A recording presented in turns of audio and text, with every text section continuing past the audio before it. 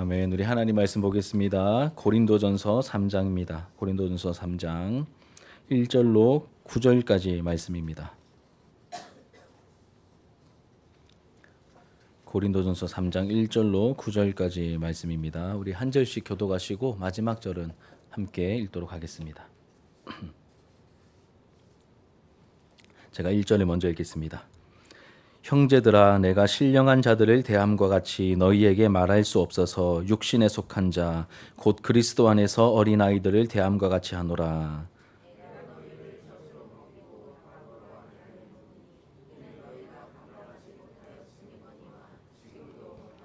너희는 아직도 육신에 속한 자로다. 너희 가운데 시기와 분쟁이 있으니 어찌 육신에 속하여 사람을 따라 행함이 아니리요.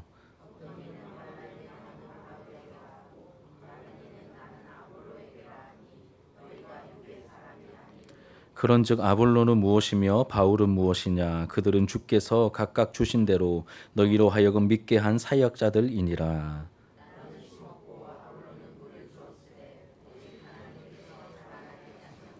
그런즉 심는 이나 물 주는 이는 아무것도 아니로되 오직 자라게 하시는 이는 하나님뿐이니라.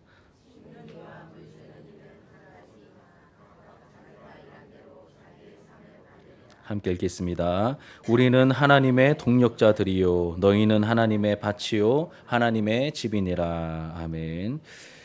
예, 오늘 본문의 말씀으로 어른스러운 교회가 되기를 바라며 어른스러운 교회가 되기를 바라며라는 제목으로 하나님의 말씀을 증거하도록 하겠습니다. 예, 우리 주중에 이제 큰 일을 우리가 또 교회 공동체적으로 함께 또 치르고 또 교회가 또 새생명 축제라는 큰 일을 준비하느라 여러분 수고가 좀 평소보다 많으신 한 주간을 또 보내셨는데 아무튼 이렇게 잘 또 버텨주시고 참여해주시고 또 위로할 일들에 위로해주시고 또 축하할 일들에 함께 축하해주셔서 너무 감사합니다. 오늘 또 예배 드릴 때 우리가 하나님의 안식을 기대하는 마음으로 함께 예배를 드렸으면 좋겠습니다. 우리 곁에 계신 분들과 함께 인사하시겠습니다. 하나님이 주시는 안식을 누리십시오. 한번 인사하시죠. 하나님 주시는 안식을 누리십시오. 누리시길 바랍니다. 예. 평소보다 힘이 좀 없어 보이십니다.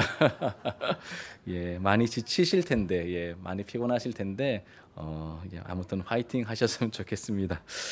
여러분 각각의 이제 개체 교회들, 각각의 우리가 알고 있는 교회들마다 그 교회가 가지고 있는 어떤 특징들이 있죠. 교회마다 특징이 있습니다. 어떤 교회 가면 찬양대가 굉장히 이렇게 활성화되어 있습니다. 예를 들면 이제 그 구성원이 그 성도님들이 100명 정도 된다고 할 때 찬양대가 막 한 60명 70명 되는 그런 교회들도 있더라고요. 여러분 진짜 있습니다. 예, 그런 교회도 있고 또 어떤 교회는 아주 지적인 교회. 그래서 성경 공부가 굉장히 활성화되어 있어가지고 마치 신학교를 방불케 하는 그런 교회도 있습니다. 실제로 있습니다. 그리고 또 어떤 교회는 막 새벽 기도가 장난 아니에요. 막 새벽 기도하면 애들까지 막 다 와가지고 막 강단 위에도 애들 막 쫙 앉아 있고 막 기도를 많이 하는데 특별히 막 새벽 기도를 막 빡세게 하는 그런 교회도 있고 또 어떤 교회는 기도원 집회 활동을 그 목사님이 보면 교회 안에 계신 시간보다 이렇게 그 교회에서 운영하는 기도원이 있는데 그 기도원에 가 계시는 시간이 더 많을 정도로 이렇게 뭔가 예, 기도를 많이 하고 열정적으로 기도원 집회 활동을 또 하는 그런 교회들. 그래서 거기서 기도원에서 성도들을 막 훈련시켜내고 막 은사 운동이 활발히 일어나는 그런 교회들도 있습니다. 제가 뭐 그 교회들 실제 이름을 다 밝힐 수도 있지만 그냥 이렇게 예, 익명으로 하고 이제 넘어가겠습니다. 이렇듯 여러분 교회들마다 독특한 특징이 있습니다. 그리고 우리가 살펴보고 있는 이 고린도 교회의 대표적인 어떤 특징도 있습니다. 무엇이냐면 성령의 은사가 굉장히 이제 활발하고 풍성한 교회였다는 것이죠. 어떻게 할 수 있냐면 고린도전서 12장부터 14장까지 은사에 대해서 다루고 있습니다. 이 많은 분량 가운데 굉장히 많은 그러한 분량을 할애해서 이 은사에 대해서 다루고 있습니다. 그리고 특히 14장 전체에 걸쳐서 방언과 비교하면서 예언과 비교하면서 이 방언에 대해 이야기하는 것을 보면 이 경쟁과 과시의 문화가 가득했던 이 고린도 도시의 이 분위기에 영향을 받아서 기도도 굉장히 경쟁적으로 많이 했고 그리고 무엇보다 여러분 기도 많이 하는 곳에 사실 성령의 은사가 나타나거든요. 그래서 기도도 많이 했고 경쟁적으로 많이 했고 무엇보다 신비로워 보이는 은사들이 많았는데 그 중에서도 방언의 은사를 으뜸으로 여기며 추구했다는 것을 우리가 고린도전서를 읽어보면 충분히 알 수 있습니다. 마치 이런 것과 비슷합니다. 요즘 우리 학생들과 학부형들이 대입을 생각할 때 공부 좀 하면 다 어디 가려고 합니까? 기승전 서울대가 아니라 기승전 의대죠. 그렇죠? 요즘은 다 기승전 의대입니다. 공부 좀 한다고 하면. 이와 비슷하게 여러분 이제 은사 좀 이렇게 기도 좀 한다라는 분들은 다 기승전 방언 이렇게 연결될 정도로 성령의 은사가 활발하되 특별히 이 방언을 으뜸으로 여기고 방언을 사모하는 그런 분위기가 이 고린도 교회 안에 가득했었습니다. 우리가 속해 있는 교단, 고신 교단이죠. 건전하고 보수적인 고신 교단에 속해 있어서 우리 교회 전체적인 분위기는 좀 어떻습니까? 전체적으로 정숙하고 좀 잔잔한 분위기 속에서 우리가 신앙생활하고 예배를 드리죠. 기도를 빡세게 많이 하고 성령의 은사가 많이 나타나는 교회 가면 여러분 그런 교회 가면 예배 분위기가 좀 다릅니다. 여러분들은 주로 다른 교회에서 예배 드릴 일이 없으시니까 잘 모르실 수 있는데 저는 한 번씩 이렇게 다른 데 가보면 예배 분위기가 굉장히 다른 그런 공동체들이 있습니다. 찬양할 때 여러분 그냥 이제 손만 드는 게 아니라 막 박수를 치고 박수를 쳐도요 여러분 이 손바닥이 이렇게 벌겋게 막 피멍들 정도로 박수를요 막 보혈 찬양 부르면서 막 이렇게 치는 게 약과입니다 여러분. 엄청나게 막 박수를 치면서 그렇게 찬양하는 것도 있습니다. 교회 분위기죠. 그리고 말씀을 들을 때도 뭐 별것 아닌데 굉장히 중요한 메시지를 말함에도 불구하고 우리는 아멘을 굉장히 아끼잖아요. 그런데 어떤 교회 가면 뭐 별것도 아닌데 여러분 뭐 반갑습니다. 아멘. 뭐 이 정도로 여러분 막 아멘을 막 과하게 하는 그런 교회도 있습니다. 또 통성 기도를 하면 막 다다다다다 막 바바바바박 막 두두두두두 막 이렇게 막 이 방언인지 전쟁이 난 건지 모를 정도로 굉장히 뜨겁게 기도를 해서 막 천정이 막 뚫릴 것 같아요. 막 그렇게 뜨겁게 기도하는 교회. 아마 여러분 고린도 교회도 기도를 굉장히 많이 했고 또 신령한 은사들이 많이 성령의 은사들이 많았기 때문에 기도도 뜨겁고 찬양도 활기차고 영적인 파이팅이 넘치는 교회였을 것 같습니다. 이런 교회 분위기나 모습을 생각해 볼 때 여러분 막 기도를 뜨겁게 하고 성령의 은사가 많이 나타나고 막 찬양도 열정적으로 하고 막 설교자가 나와서 설교할 때마다 막 뜨겁게 아멘하고 이런 분위기를 생각할 때 그 교회는 신령한 것 같으십니까? 아니면 세속적인 것 같으십니까? 신령해 보이시죠? 신령해 보입니다. 신령해 보이죠. 그리고 이 고린도 교회 성도들도 스스로 그렇게 우리 정도면 괜찮아, 우리 정도면 신령한 거지 이렇게 생각했던 것 같습니다. 그런데 바울의 평가는 완전 다릅니다. 이 성령의 은사가 많이 나타나고 그리고 막 뜨거운 분위기의 교회였음에도 불구하고 바울의 평가는 굉장히 충격적입니다. 우리 한번 3장 1절과 2절을 같이 한번 읽겠습니다. 시작. 형제들아 내가 신령한 자들을 대함과 같이 너희에게 말할 수 없어서 육신에 속한 자 곧 그리스도 안에서 어린아이들을 대함과 같이 하노라. 내가 너희를 젖으로 먹이고 밥으로 아니하였노니 이는 너희가 감당하지 못하였음이거니와 지금도 못하리라. 뭐라고 말하고 있습니까? 고린도 교회 형제들을 대할 때 신령한 자들을 대함과 같이 대할 수 없었다라고 말하죠. 그리고 스스로 이들은 신령하다고 생각했을 수 있으나 바울이 볼 때는 전혀 그렇지 않았기 때문에 신령한 사람들을 대하듯이 대할 수 없었다라고 말합니다. 오히려 뭐라고 말하죠? 육신에 속한 자 혹은 영적인 어린아이들처럼 너희들 대했다라고 말합니다. 무슨 뜻입니까? 스스로 신령하다라고 생각하고 있는데 바울의 평가는 너희들 그거 착각이야. 너희들 신령하지 않아. 하나도 안 신령해. 너희들을 나는 대할 때 육신에 속한 자처럼 영적인 어린아이처럼 대할 수밖에 없을 정도의 수준밖에 안 돼. 이렇게 말하고 있는 것이죠. 이들은 고린도 교회는 스스로 신령하다는 큰 착각에 빠져 있었습니다. 아까 우리 박수홍 권사님께서 대표 기도하실 때 이제 11월 첫째 주부터 한 가정이 우리 교회에 등록하여 이제 나오게 될 것입니다.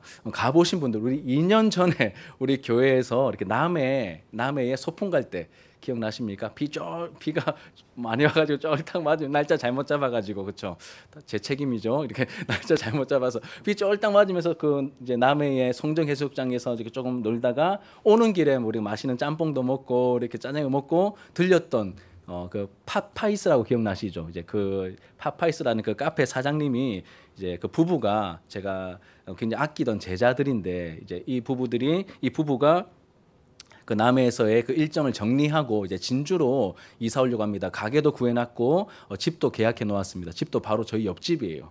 예, 무슨 의도인지는 잘 모르겠지만 예, 저희 옆집에 이렇게 빌라에 이렇게 계약을 해놓고 이번 주죠. 내일 모레 화요일 날 이사를 할 겁니다. 그래서 11월 첫째 주부터 오게 될 텐데 제가 왜 이 말을 드리냐면 그 아기가 2명 있는데 하나는 초등학교 1학년짜리 여학생이고 또 하나는 이제 아들인데 이제 돌이 같이 났습니다. 14개월 차 되는 이름이 이수입니다. 신이수라는 아기가 있습니다.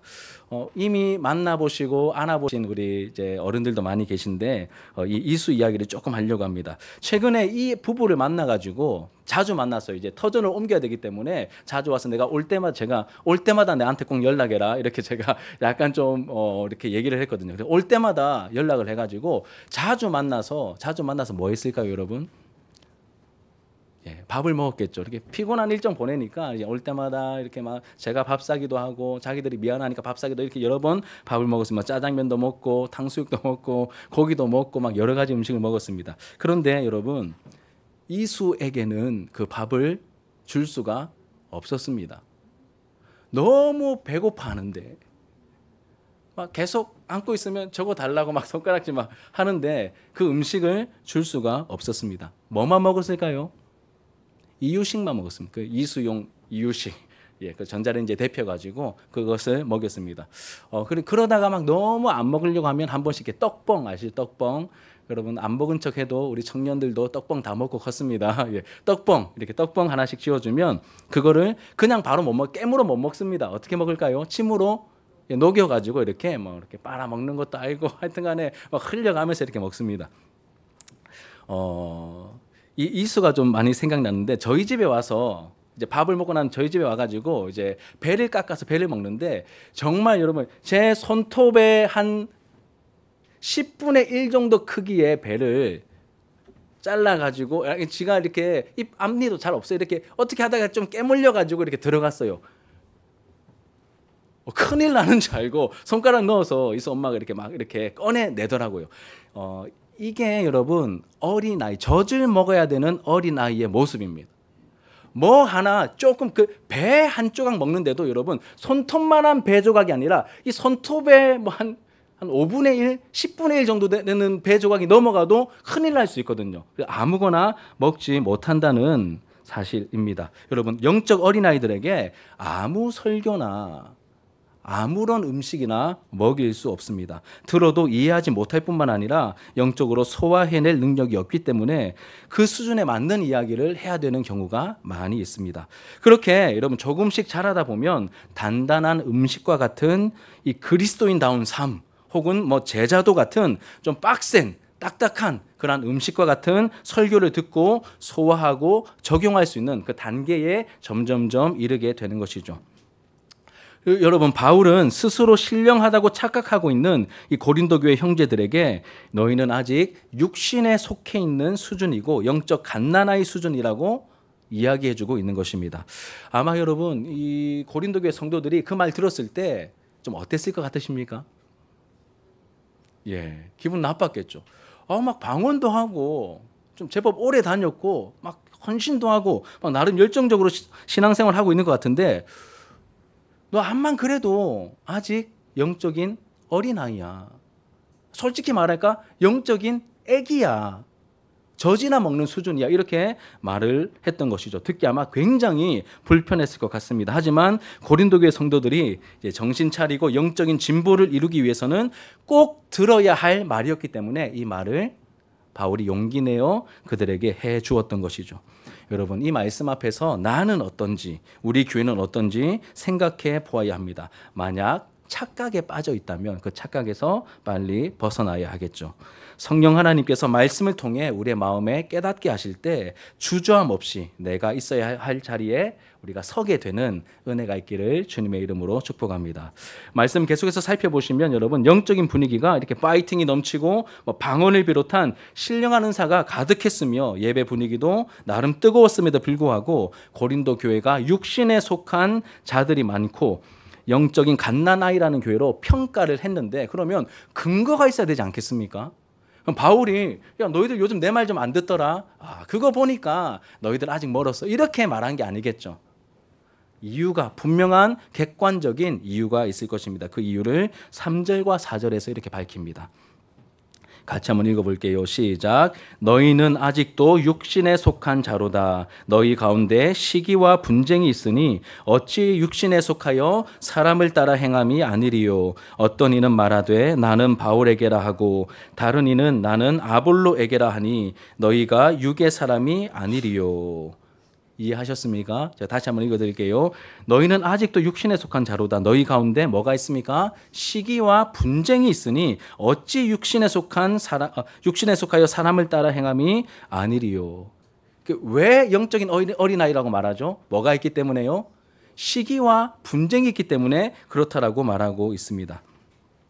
아직 기도를 잘 못하거나 기도의 분량이 부족해서가 아닙니다. 혹은 영적인 경험이 부족해서도 아닙니다.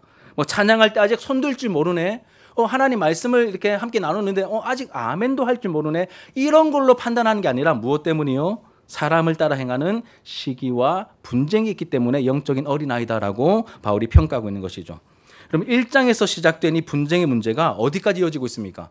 3장까지 이어지고 있고 사실 4장까지 이어집니다. 그런데 이 3장에서 분쟁을 언급할 때는 그냥 분쟁만 말하지 않고 뭐와 함께 언급하죠? 시기와 분쟁이라고 말합니다. 시기와 분쟁. 너희 가운데 시기와 분쟁이 있으니라고 말하죠.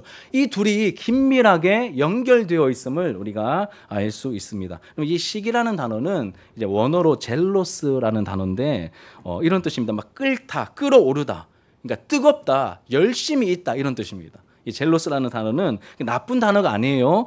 이렇게 막 끓어오르다. 그래서 뜨겁다, 이렇게 열심이라는 뜻으로 이렇게 해석이 되고 성경에도 그렇게 사용이 됩니다.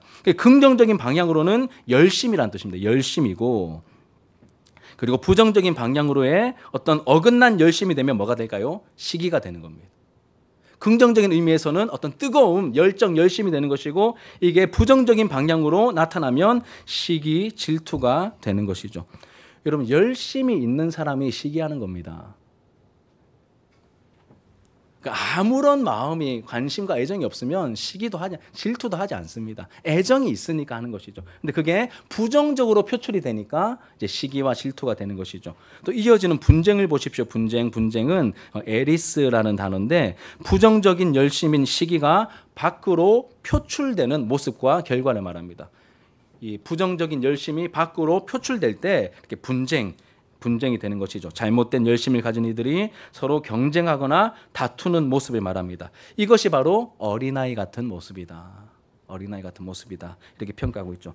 그럼 이쯤에서 실제로 여러분들 우리 모두의 경험을 좀 생각하면서 어린아이들의 특징을 한번 생각해 보도록 하겠습니다. 어린아이들의 특징을 한번 생각해 볼게요. 제가 정리한 몇 가지를 말씀드리겠습니다. 먼저는 어른들이 볼 때 별것도 아닌 것을 과장하며 자랑합니다. 어린아이들의 특징. 첫 번째, 어른들이 볼 때는 정말 별거 아니에요. 그런데 이 아이들은 굉장히 막 생명처럼 여기면서 소중히 여길 뿐만 아니라 과장하고 자랑하죠. 우리 남자아이들 때가 되면 카드를 모읍니다. 저희 아이들은 막 유희왕 카드, 우리 또 이제 조카인 이제 준접이를 보면 준접이도 막 포켓몬 카드, 막 인형 막 이런 거 막 이렇게 막 처음에 진주에 이렇게 왔을 때 막 노란 가방에 포켓몬 카드하고 인형만 막 100, 제가 그때 카운트하니까 한 150개 정도 되는 그 막 들고 막 와가지고 막 이모부인 저한테 막 자랑하고 막 이거 막 엄청 좋은 거예요. 막 이거 막 아무나 없는 거예요. 이거 막 아빠가 사줬어요. 하면서 엄청 과장하면서 자랑했던 기억이 아직도 생생합니다. 근데 어느 순간부터 교회 놔두고 안 가져가더라고요. 어느 순간부터 때가 되면 그렇게 됩니다. 그중에 막 희귀템이 있어. 희귀템 막 반짝반짝거리고 별표 많은 희귀템 이런 거는 학교 가지고 와서 친구들한테 자랑하죠. 이거 하나밖에 없는데 우리 집에 가면 또 있다. 이거보다 더 좋은 거 있다. 뭐죠? 자랑할 수 있는데 과장하죠. 예, 이게 어린 아이들의 특징입니다. 뭐 저희 아들들도 그랬던 것 같습니다. 예. 막 과장 자랑합니다. 여자 아이들은 뭘 또 이렇게 많이 모을까요? 예, 사랑의 핫쇼핑 들어보셨어요? 사랑의 핫쇼핑. 예. 최근에 나온 이렇게 놀라운 캐릭터죠, 그렇죠? 이 별명 핫쇼핑에 별명이 있습니다. 파산핑이라고. 왜 파산핑일까요? 제가 인터넷으로 자료를 찾아봤는데 뭐 샤샤핑, 나나핑, 캔디핑, 푸딩핑, 머랭 할 때 뭐 머랭핑, 뭐 빙글핑, 꾸며핑 막 시즌 5까지 나왔는데 제가 이제 엊그제 조상이 시즌 5까지 나왔는데 전체 토탈 134개의 이렇게 캐릭터가 있대요. 뭐 더 많이 만들겠죠. 돈 벌려고 더 많이 만들겠죠. 그래서 여러분 이거를 하나하나 애들이 막 사달라고 하니까 부모들이 그거 맞춰서 사주다 보니까 부모들이 거덜나는 거예요. 그래서 별명이 사랑의 핫쇼핑이 아니라 부모들이 거덜내는 파산핑이라는 별명을 얻게 되었습니다. 이 뭐 이제 핫쇼핑도 이렇게 나중에 때가 되면 다 이렇게 이제 버림받게 되겠죠, 여러분. 우리 고린도 교회 성도들은 시기와 분쟁으로 팔을 나누어서 뭘 자랑했습니까? 바울을 자랑합니다. 아볼로를 자랑하고 막 게바를 자랑하고 사람을 자랑하고 또 막 난 방언 받아서 뒤에 보면 나오겠지만 막 난 이런 신령한 은사가 있어 이렇게 엉뚱한 것들을 막 과장하며 자랑을 했습니다. 이들은 사실 고린도 교회 성도들이 믿음을 가질 수 있도록 사역한 사역자들일 뿐인데 바울이든 바나바든 뭐 아볼로든 뭐 게바든 그런 사역자들일 뿐입니다. 자랑거리가 아니죠. 이들은 우리는 사역자들이다 할 때 그 사역자는 디아코노스라는 단어인데 이런 뜻입니다. 성경 전체에 20번 정도 나오고 4번은 집사라는 뜻으로 쓰였고 16번 정도는 일꾼이라는 뜻으로 쓰였습니다. 그러니까 우리는 하나님의 여러분 누가 사장님이 웬만해서 그 일꾼을 자랑합니까? 일꾼들끼리 막 이렇게 자랑합니까? 아니죠, 그렇죠? 그러니까 아무것도 아닌 존재라는 거예요. 바울과 이 아볼로나 이런 사람들은 스스로 우리는 그냥 하나님의 사역자야. 그냥 일 맡겨 주신 게 감사하고 그냥 그럴 뿐인데 사람들이 자꾸 막 축교 세우니까 너무 좀 불편했던 것이죠. 그래서 우리는 하나님의 사역자들 뿐이다. 디아코노스일 뿐이다라고 말합니다. 그러니까 자랑거리가 아니라는 겁니다. 너희들이 막 우리 이름을 내세우며 자랑하는데 우리 너무 불편하다. 지금 이렇게 말하고 있는 것이죠. 아이들의 첫 번째 특징, 과장하면서 자랑합니다. 엉뚱한 것들을 어른들 볼 때는 아무것도 아닌데 자랑합니다. 두 번째 특징은 여러분 분별력이 없어서 어떨까요? 분별력이 없으면 잘 속죠. 잘 속습니다. 분별력이 없어서 잘 속고 유혹에 잘 넘어가죠. 제가 어렸을 때 제 경험입니다. 이렇게 세대가 다른 분들 좀 이해해 주세요. 제가 어렸을 때 학교 앞에 가면 종종 이게 잡상인 아저씨들이 많이 왔습니다. 학교 다 마치면 이렇게 3, 4, 5 이렇게 학교 운동장에 놀고 있는 아이들 이렇게 싹 모읍니다. 아저씨가 이렇게 싹 모아가지고 제 기억에 말을 잘했던 것 같아요. 이상한 막 이렇게 조그만 뭐 조잡한 똥종이로 된 찌라시 같은 거 이렇게 이름 적고 뭐 신청하는 뭐 그런 똥종이 같은 찌라시 하나 옆에 딱 놔두고 그다음에 신기한 물건을 꺼내면 이렇게 생긴 물건 하나 딱 꺼내요. 그럼 그게 이렇게 막 기능을 보여줍니다. 라디오가 돼요.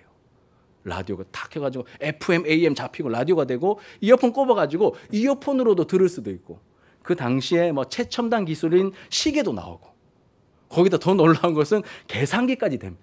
와 그러면 여러분 지금은 너무 웃기잖아요, 그렇죠? 아이고 뭐 중국산이가 이런 생각이 들 텐데 그때는 여러분 시계가 굉장히 귀했고 계산기도 어마어마하게 귀했고 라디오는 여러분 그게 한 기계에 다 집약돼 있다는 것은 최첨단 기술이었습니다. 그래서 요거 가지면 내가 세상을 다스릴 수 있겠구나. 이런 착각이 빠질 정도로 굉장히 혹하는 그런 물건을 가지고 와서 막 설명을 합니다. 그럼 듣다 보면 어리니까 분별력이 없잖아요. 저거 내가 가져야 되는데 내가 저거 가지고 싶다. 이 마음으로 가득한 상태에서 그 아저씨가 본격적인 얘기를 합니다. 이렇게 샘플 하나 보여주면서 백과사전 같은 거 있잖아요. 이렇게 아니면 이렇게 뭐 위인전 같은 세트, 그 책 팔러 오신 분이에요. 그래서 요 책을 엄마 잘 꼬셔서 엄마한테 부탁해가지고 요 책을 사면 요 물건 줄게. 이게 이제 결론이에요. 어떻게 할까요, 여러분? 요 물건이 너무 갖고 싶으니까 막 제가 사인 다 해가지고 엄마한테 갑니다. 혹은 아빠는 그때 주로 없어서 엄마한테 갑니다. 그러면 엄마가 보시고 야, 이런 놀라운 물건을 이 책을 사면 준다고 가자 아들아 하면서 사인해 줄게 이렇게 하셨을까요? 택도 없죠, 그렇죠? 뒤통수를 이제 한 대 얻어맞으면서 정신 차리라고 그렇게 보통 기승전 이렇게 뒤통수로 끝나는 경우가 많습니다. 왜 이렇게 행동할까요? 어른들이 보면 너무 유치하고 필요도 없고 한 방에 분별이 되지만 어린 아이들 심령에는 이야기를 들으면 너무 혹하고 너무 가지고 싶고 이거 없으면 큰일 나는 것처럼 그렇게 받아들이는 것이죠. 그래서 그 자리까지 가게 되는 겁니다. 여러분 고린도 교회 성도들도 이 세상적인 말에 잘 속았던 것 같아요. 이 교회에 있는 문제들을 보면 다 세상적인 요소들이 다 들어와 있었기 때문에 세상적인 요소들이 교회에 많이 들어와 있는 모습을 보면 우리가 충분히 알 수 있죠. 막 분쟁이 나타나 있고 은사를 자랑하고 있고 또 거짓된 어떤 가르침을 따라서 부활이 없다는 그 교묘한 속삭임에 많이들 넘어가 있고 헛된 것에 넘어가 있는 모습들을 우리가 또 보게 됩니다. 이게 두 번째 특징입니다. 분별력이 없으니까 잘 넘어가죠. 세 번째 특징은 중요한 걸 잘 잃어버립니다. 잘 놓칩니다. 이 어린 아이들의 특징이죠. 중요한 것을 잘 잃어버립니다. 유혹에 쉽게 잘 넘어갈 뿐만 아니라 한눈을 잘 팔죠. 그래서 본인이 가지고 있던 물건도 잘 잃어버립니다. 우리 특히 딸들보다 아들들이 좀 더한 것 같은데 어디서 막 실컷 놀다가 뭐 놔두고 옵니까? 잠바 같은 거 안 챙겨서 그렇죠. 어떤 경우에는 진짜 어이가 없게 지 책가방을 놓고 옵니다. 이런 경우도 있고 뭐 제일 많이 잃어버리는 것 중에 하나가 우산이죠. 우산. 예, 우산 너무 잘 잃어버리고 이게 어린아이들의 특징, 중요한 걸 잘 놓치게 됩니다. 고린도 교회는 여러분 시기와 분쟁으로 경쟁하며 다투다가 막 바울파, 아볼로파, 게바파로 나누어졌습니다. 사실 이런 모습은 굉장히 세상적인 모습인데 교회 안에 깊이 들어와 있었죠. 그럼 누가 이렇게 만든 걸까요? 주님의 몸된 교회가 예수 그리스도 안에서 하나가 되어 있어야 되는데 왜 누가 뭔 장난질을 쳤기에 이렇게 나누어져 있던 걸까요? 교회의 하나됨을 지독히도 싫어하는 보이지 않는 마귀가 공격하고 유혹하여서 교회가 나누어지게 만든 것이죠. 마귀의 장난질에 놀아나는 모습입니다. 이렇게 마귀의 유혹에 분별하지 못하고 놀아나다 보면은 우리가 나는 바울파요, 나는 게바파요, 아볼로파요 이렇게 막 나누이다 보면 어떤 일들이 생기냐면 자연스럽게 우리가 놓치게 되는 것이 잃어버리거나 놓치게 되는 것이 생깁니다. 무엇을 놓칠까요? 중요한 것을 놓치는데 가장 중요한 것을 놓치게 됩니다. 그게 뭘까요? 하나님을 놓칩니다, 여러분. 희한하죠. 어떻게 교회가 하나님을 놓칠 수 있을까? 굉장히 빈번하게 일어납니다. 여러분 바울파, 게바파, 아볼로파, 그리스도파까지 말하면서 뭘 놓치고 있습니까? 하나님을 놓치고 있습니다. 제가 왜 어떻게 이거를 알게 되었냐면 3장을 묵상하다가 이 사람들이요 하나님을 놓치고 있네. 확 감이 오더라고요. 우리 6절과 7절 같이 한번 읽겠습니다. 시작. 나는 심었고 아볼로는 물을 주었으되 오직 하나님께서 자라게 하셨나니 그런즉 심는 이나 물 주는 이는 아무것도 아니로되 오직 자라게 하시는 이는 하나님뿐이시니라. 뭐라고 말합니까? 나는 심었고 아볼로는 물을 주었다. 우리가 뭔가 역할을 한 건 맞다. 그런데 지금 뭘 강조하고 있습니까? 바울이? 하나님 놓치고 있으니까 하나님을 강조하는 겁니다. 너희들 뭐 바울파가 뭐가 중요하고 게바파가 뭐가 중요하냐? 자라게 하신 분은 하나님이신데 하나님 빼놓고 지금 뭐 하는 거냐? 지금 이렇게 이야기를 하고 있는 것이죠. 교회에서 가장 중요한 것 아니요 가장 중요한 존재는 누구입니까? 하나님이십니다. 근데 하나님이 눈에 보이지 않으니까 우리가 종종 자주 놓칩니다. 그럼 기도할 때도 기도 누구한테 하는 것이죠? 하나님께 하는 것이죠. 제가 주기도문 강의할 때 맨 첫 반에 제일 많이 강조했던 내용이 그거잖아요. 제자들이 와서 예수님께 우리에게도 세례 요한처럼 기도를 가르쳐 주십시오라고 했을 때 예수님께서 기도를 가르쳐 주실 때 가장 가르쳐 주신 첫 마디가 잘못된 기도를 가르쳐 주시면서 뭘 놓치고 있음을 강조하셨죠? 하나님을 놓치는 거예요.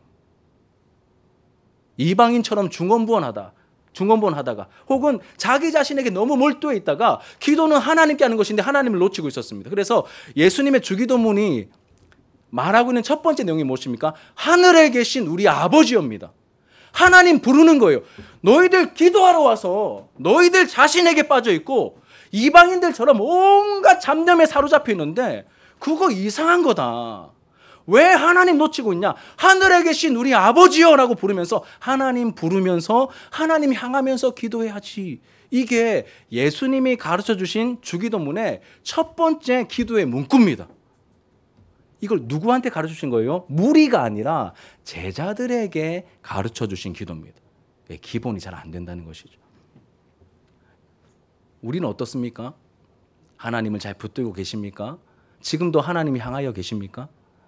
하나님을 향해 있어야 하는 것이죠. 자, 그럼 이런 반대로 여러분 영적인 어린아이, 육신에 속한 그리스도인의 특징을 보았다면 이제 성숙한 이제 어른스러운 그리스도인의 특징을 우리가 이제 한 두 가지로 정리해서 좀 살펴봅시다. 어린아이의 반대를 생각하시면 됩니다. 첫 번째는 무엇을 놓치지 않을까요? 하나님을 안 놓칩니다. 하나님을 안 놓칩니다. 어린아이들은 온갖 세상 유혹에 반응하며 미혹당하죠. 그래서 한눈 팔고 이리저리 끌려다니기 바쁩니다. 하지만 영적으로 성숙한 사람들은 무엇이 중요한지 분별할 줄 압니다. 뭐가 중요한지 분별할 줄 압니다. 왜냐하면 하나님의 임재를 의식하는 훈련이 되어 있을 뿐만 아니라 하나님과 친합니다. 그럼 진짜 성숙한 분들 보면 하나님과 친한 게 느껴져요. 아, 저분 정말 하나님 가까이 있구나. 아, 저분 하나님 사랑하는 분이구나. 그래서 뭐 이런저런 이렇게 사소한 문제도 오고 그다음에 깊은 문제도 막 큰 문제도 오는데 아, 저분은 하나님과 친하기 때문에 분별하여서 바른 선택을 하며 간다는 것을 압니다. 그게 보여요. 무엇을 하나님께서 원하시고 또 원하시는지 알기 때문에 엉뚱한 선택을 하는 경우가 뭐 전혀 없는 건 아니지만 드물죠. 그래서 내 본능이 원하는 것과 하나님이 원하는 것을 잘 분별하여서 쓸데없는 것을 추구하거나 인간적인 자랑거리를 쌓지 않습니다. 혹시 제가 사역을 이렇게 20년 넘게 하면서 경험한 건데 주보 헌금자 명단에 자기 이름 빠지면 막 불같이 막 화를 내시는 분들이 있습니다. 혹시 이런 일이 생겨도 별로 연연하지 않으세요. 좀 영적인 고수들은 연연하지 않으십니다. 사람들의 평가에 크게 연연하지 않기 때문이죠. 하나님 알고 계시는데 나는 하나님께 헌금한 건데 그 주보 명단에 빠졌다고 이게 대수롭지 않다고 여기시고 물론 그런 실수를 교육자들이 하면 안 되죠. 그런데 혹시 그런 실수가 있다 할지라도 실제로 연연하지 않으세요. 그래서 저는 여러분 저하고 지금 3년 이상 신앙생활 하셨겠지만 명단 안 올립니다. 안 중요하기 때문에. 저는 이 부분에 대해서 정말 크게 여러분 여호와의 증인들 우리 여호와의 증인들 무시하잖아요.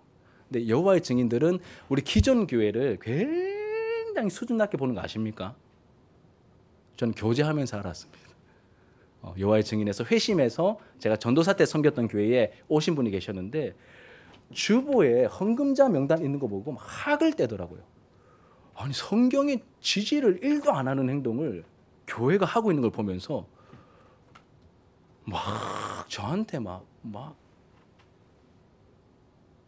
저한테 화를 낸 건 아니고 막 열을 토하시는데 배웠습니다. 난 나중에 내가 담임 목사하면 헌금자 명단을 안 넣어야 되겠다. 그때 마음을 정했거든요. 그래서 안 넣습니다. 여러분 좀 섭섭하셔도 그게 성경적인 것 같아서 저는 제가 담임 목사로 여기 있는 동안에는 여러분 헌금자로서는 여러분들 이름을 주보에서 보지 못할 겁니다. 예. 안 중요하죠. 하나님을 놓치지 않기 위한 그런 몸부림인 것 같습니다. 지금 여러분의 영적 시선이 어디를 그리고 누구를 향하고 있으십니까? 그리고 혹여나 제가 이제 설교를 준비할 때는 생각이 안 났는데 그렇다고 이렇게 헌금자 명단을 쓴 교회들 정죄하시면 안 됩니다. 예, 정죄하지 마십시오. 예. 정죄하지 마시고 우리는 좀 더 바른 길을 걷겠다라고 하는 그 마음만 잘 품으시면 되겠습니다. 자, 두 번째로는 사람을 양육할 때 자기 영향력 아래 두지 않고 무엇을 향하게 할까요? 하나님을 향하게 합니다. 사람을 양육할 때 그게 주일학교 학생이 되었든 뭐 청소년이 되었든 청년이 되었든 뭔가 대화를 하고 상담을 하고 말씀을 가르치고 이렇게 할 때 조금만 내가 욕심내면 내 말을 잘 듣게 만들 수 있을 것 같은 그런 타이밍이 옵니다. 포인트도 있어요. 그거 다 할 줄 알아요, 여러분. 그런데 정말 하나님의 사람들은 그렇게 접근 안 합니다. 내 사람이 아니라 그리스도의 제자가 되게 하기 위하여 나를 향하는 게 아니라 하나님을 향하도록 하기 위하여서 이 부분에서 굉장히 깨어 있어 조심하죠. 사도 바울도 마찬가지입니다. 본문에 나오는 사도 바울처럼 바울파를 어떻게 했습니까? 해산시켰죠. 자기 팔을 더 모으는 게 아니라 오늘부로 해산이다라고 말했습니다. 그리고 하나님을 강조하고 또 강조하면서 그들의 시선을 하나님께 향하고 있습니다. 저는 이 부분에 대한 교훈을 다윗과 요나단의 관계에서 굉장히 크게 깨달았거든요. 여러분, 다윗과 요나단이 있을 때 다윗이 어느 순간부터 사울의 미움을 받습니다. 그런데 다행히도 사울의 아들인 요나단, 여러분 요나단은 그냥 왕자가 아니라 큰아들이죠. 세자입니다. 다음에 왕이 될 사람입니다. 다행히 세자가 다윗을 아껴주는 거예요. 그래서 다윗이 실제로 둘이 너무 사랑하는 관계니까 서로 이렇게 어느 정도 의지를 하고 있습니다.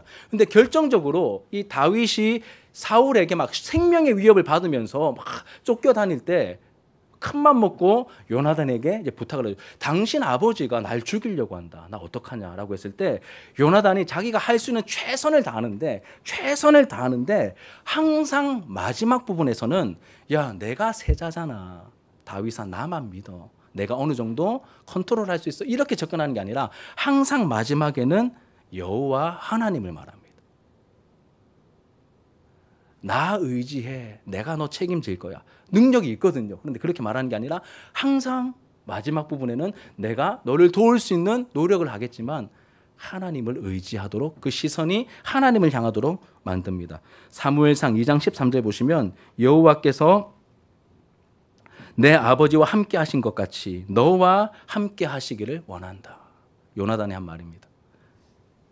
여호와께서 영원히 너와 나 사이에 계시고 내 자손과 내 자손 사이에 계시리라. 하나님께서 이 모든 상황과 이 모든 관계를 하나님께서 주장해 주시길 원한다라고 말하면서 시선이 하나님을 향하도록 만들고 있습니다. 우리가 이렇게 하나님을 향하게 만드는 그런 영적인 성숙함을 갖출 때 어른스러워질 수 있는 것이죠. 그러면서 여러분 이 부분을 이제 바울의 경우입니다. 이 부분을 이렇게 결론을 맺습니다. 8절과 9절을 같이 한번 읽겠습니다. 시작. 심는 이와 물 주는 이는 한 가지이나 각각 자기가 일한 대로 자기의 상을 받으리라. 우리는 하나님의 동력자요 너희는 하나님의 밭이요 하나님의 집이니라. 아멘. 예. 바울은 이제 심는 이로서, 그리고 아볼로는 물 주는 이로서 그렇게 계속해서 이 본문 속에 말하고 있는데, 바울은 심는 이로 묘사되는 이유는 다른 게 아니라 최초의 개척자가 바울이기 때문이다. 바울이 실제로 말씀의 씨앗을 뿌렸죠. 그리고 아볼로는 2대 단임 목사로서 뭐 했습니까? 물을 주는 역할을 한 겁니다. 물을 주는 역할을 했습니다. 그런데 씨를 뿌리고 물을 주는 행동은 한시적인 행동이죠. 바울의 행동도 한시적이고 아볼로의 행동도 한시적입니다. 이런 행동들을 사용하셔서 싹을 틔우고 뿌리를 내리고 자라게 하시는 일을 처음부터 끝까지 지속적으로 하셨고 지속적으로 하고 계신 분이 누구십니까? 하나님이시죠. 하나님이십니다. 심는 이와 물 주는 이는 한 가지이나 각각 자기가 일한 대로 자기의 상을 받으리라 라고 말하고 있습니다. 자라게 하시는 분은 하나님이셨죠. 사역자는 바뀌지만 하나님은 여전히 책임지고 돌보고 자라게 하십니다. 그리고 바울 일행은 하나님과 함께한 동력자일 뿐이다. 우리는 하나님의 동력자이다라고 말합니다. 이 9절 마지막에 보시면 우리는 하나님의 동력자요 너희는 하나님의 밭이요 하나님의 집이니라. 하나님의 동력자요 하나님의 밭이요 하나님의 집이니라라고 말합니다. 그럼 여기에 막 의미를 많이 부여하면서 하나하나를 다 설교로 준비할 수 있습니다. 그런데 저는 이 말씀을 딱 읽으면서 딱 강조되는 것 하나가 딱 보이더라고요. 9절 다시 한번 읽어볼까요? 우리는 하나님의 동력자요 너희는 하나님의 밭이요 하나님의 집이니라. 반복되어 나오는 단어가 뭡니까? 하나님입니다. 우리는 하나님의 동력자다. 너희는 하나님의 밭이다. 너희는 하나님의 집이다. 그럼 뭐가 강조되고 있습니까? 하나님이 강조되는 거예요. 근데 영적인 어린아이들은 그 밭 자체에, 집 자체에, 혹은 동력자들에게 관심 다 빼앗겨서 하나님 놓치는데, 바울은 정확하게 본질을 꿰뚫어 보면서 하나님을 향하고 있고 하나님을 향하게 만드는 것이죠. 하나님의 동력, 우리는 하나님의 동력자요 너희는 하나님의 밭이요 하나님의 집이다라고 말하고 있습니다. 하나님이 주인이심을 강조하고 있는 것이죠. 그러니 사람을 어설프게 의지하거나 인간적인 요소에 목맬 것이 아니라 진정으로 하나님을 향해야 하고 하나님을 의지해야 하는 것입니다. 그럼 이제 말씀을 정리하며 맺도록 하겠습니다. 먼저는 나 자신과 우리 교회의 특징과 영적인 수준을 말씀 앞에서 객관적으로 좀 살펴보셨으면 좋겠습니다. 그럼 자기는 자기 편이에요. 우리 교회 성도들은 우리 교회 편이지 않겠습니까? 그래서 객관화가 잘 안 될 수 있습니다. 그런데 하나님의 말씀 앞에서 너무 과하게 점수를 주지 마시고 착각에 빠지지 않기 위해서 말씀의 거울 앞에 나 자신을 비추며 말씀이 비춰주시는 우리의 모습을 객관적으로 보셨으면 좋겠습니다. 그럼 혹시 기도를 많이 하고 계십니까? 예배 시간에 뜨겁게 반응하고 계십니까? 방언으로 기도하는 일에 능하고 은사 체험도 많으십니까? 모두 긍정적인 현상이고 하나님이 주신 은혜가 맞습니다. 그런데 하나님께서 허락하신 풍성한 은혜로 인해서 혹시 내가 더 우월하다고 느끼거나 내가 가지지 못한 것을 가진 사람을 혹시 필요 이상으로 부러워하거나 내 마음에 드는 사람을 필요 이상으로 좋아하거나 특정 대상을 혹은 필요 이상으로 자랑하고 높이거나 반대로 내 마음에 안 드는 사람을 불편해하고 미워한다면 그것은 내가 아직 미성숙하다는 증거입니다. 우리 젊은이들 말로 빼박이죠. 내가 막 되게 신령한 경험도 많고 막 신령하게 기도하고 신령한 척해도 하나님 놓치면서 인간적으로 행동하고 있다면 아직 영적으로 어린아이다라고 말하고 있습니다. 여러분 이제 은사를 다루다가 이제 13장에 사랑을 말하잖아요. 이 사랑의 특징. 사랑이 없으면 아무것도 아니라고 합니다. 뭐 천사의 소리를 듣기도 하고 막 말하기도 하고 막 어마어마한 능력을 베풀고 해도 뭐가 없으면요. 사랑이 없으면 아무것도 아니다라고 말하면서 사랑의 특징을 말하죠.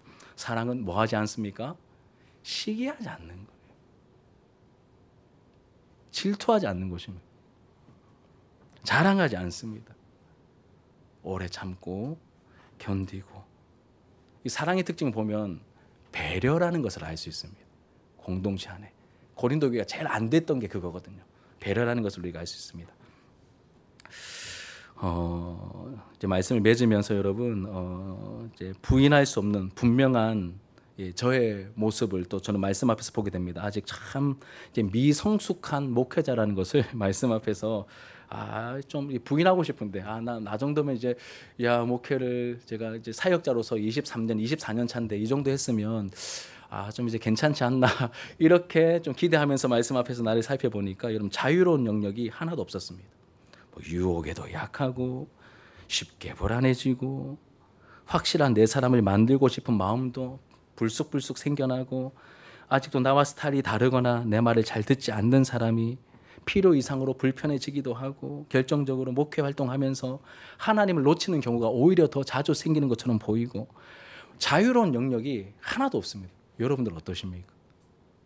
하나님과의 관계 속에서 어떻게 신앙생활 하고 계십니까?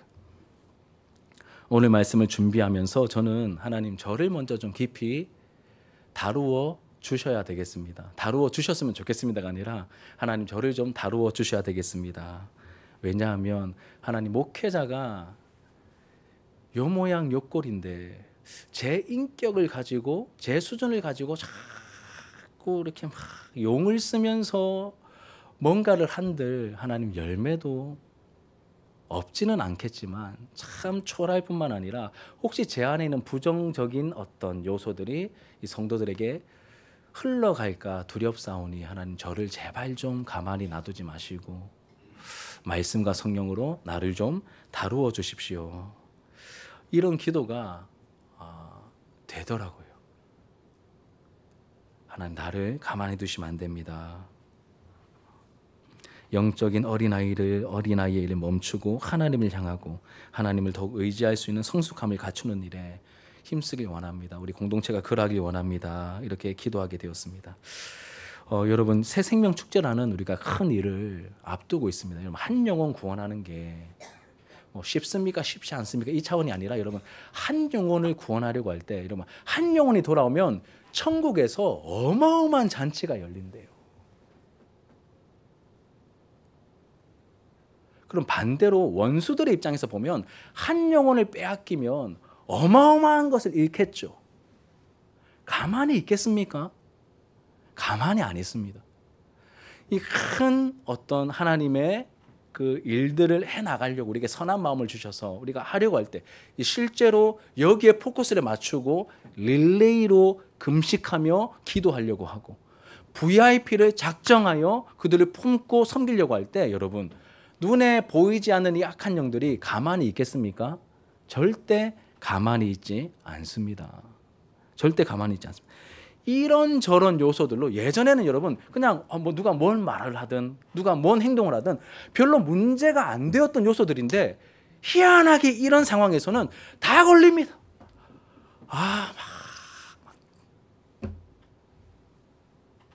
그럼 어떤 하루하루를 살고 계십니까? 저만 그런 겁니까? 저만 모자라서? 그렇다면 다행입니다. 저만 돌보면 되니까. 근데 혹시 여러분들도 어떤 비슷한 영적인 공격과 어려움을 만난 상황에 있다면 여러분 가만히 계시면 안 됩니다. 말씀 앞에 나 자신의 상태와 나 자신의 모습을 비춰보면서 이 부분을 우리가 하나님이 주신 말씀을 따라 한 걸음 한 걸음 걸어 나가는 가운데 우리 오늘 말씀을 통해 우리의 중심을 잡아주시는 하나님의 그 중심 잡아주시는 그 하나님의 그 손길을 또 이 교회의 영적인 분위기가 새로워질 수 있는 기회를 마련해 주시는 그 하나님의 인도하심을 우리가 함께 받게 되기를 소망합니다. 여러분 여기서 조금만 마음 잘못 먹으면 그냥 훅 가는 겁니다. 제가 금요일날 나눔했잖아요. 나도 너무 힘들다고 너무 바쁘고 너무 일들이 막 산더미 같이 밀려오는데 조금만 마음 잘못 먹으면 그냥 육체적으로 쓰러질 것 같다고. 마음도 그냥 넘어갈 것 같다고.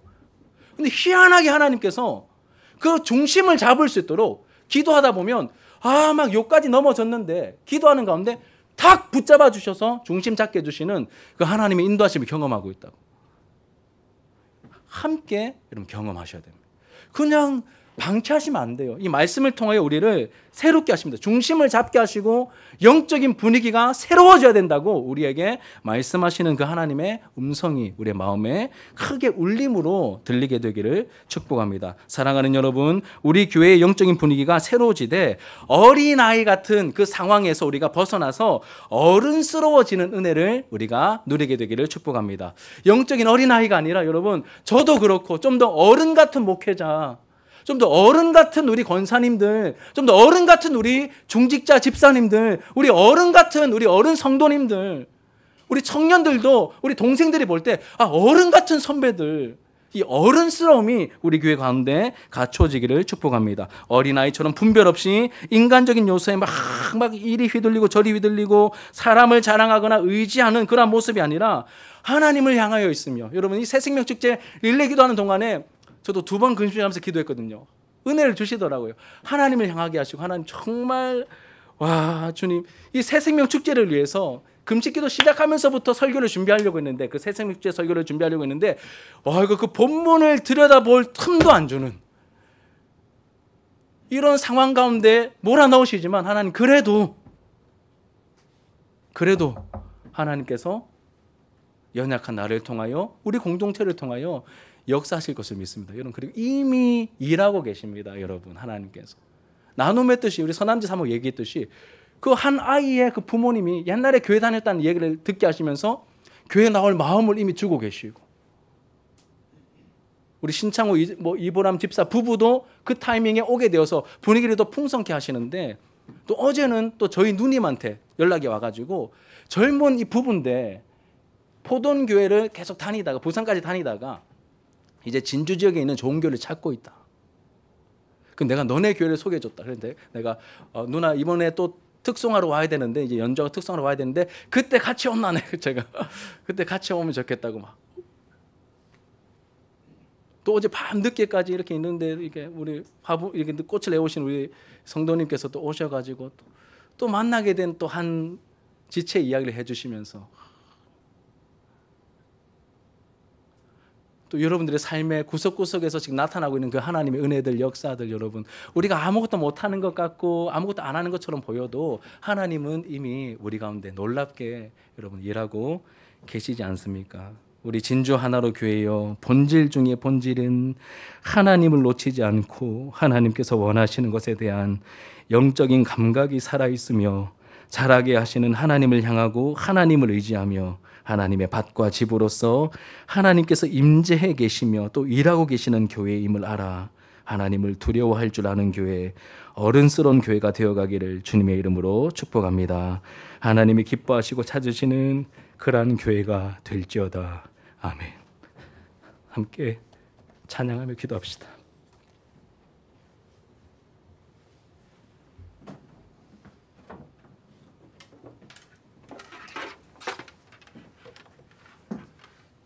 사람이 넘치기보다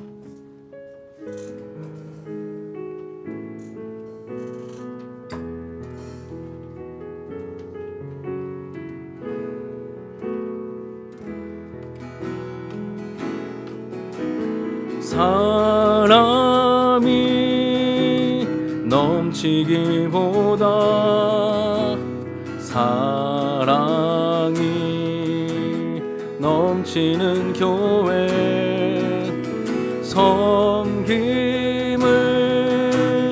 원하기보다 섬김의 기쁨 알아가는 교회,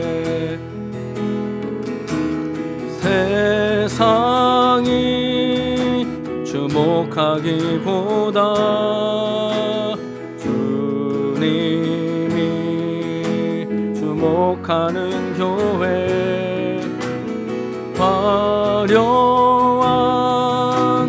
겉모습보다 심히 주를 향한 교회, 주님이 피로 사신 아름다운 교회, 서로 사랑함으로 하나 되는 교회, 주님이 머리 되신 거룩한 교회, 우리 함께 만들어 가요.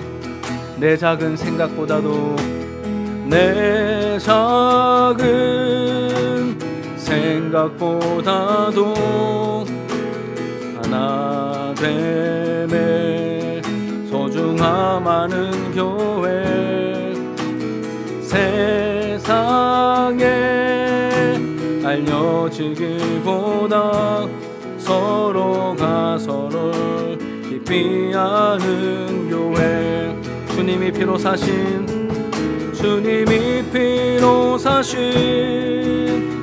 아름다운 교회, 서로를 사랑함으로 하나 되는 교회, 주님이 머리 되신 거룩한 교회, 우리 함께 만들어가. 부르신 곳에서 나는 예배하네. 어떤 상황에도 나는 예배하네. 부르신 곳에서 나는 예배하네. 어떤 상황에도 나는 예배하네. 내가 걸어갈 때 길이 되고 살아갈 때 삶이 되는 그곳에서 예배하네. 내가 걸어갈 때 길이 되고 살아갈 때 삶이 되는 그곳에서 예배하네. 부르신 곳에서 나는 예배하네. 어떤 상황에도 나는 예배하네. 부르신 곳에서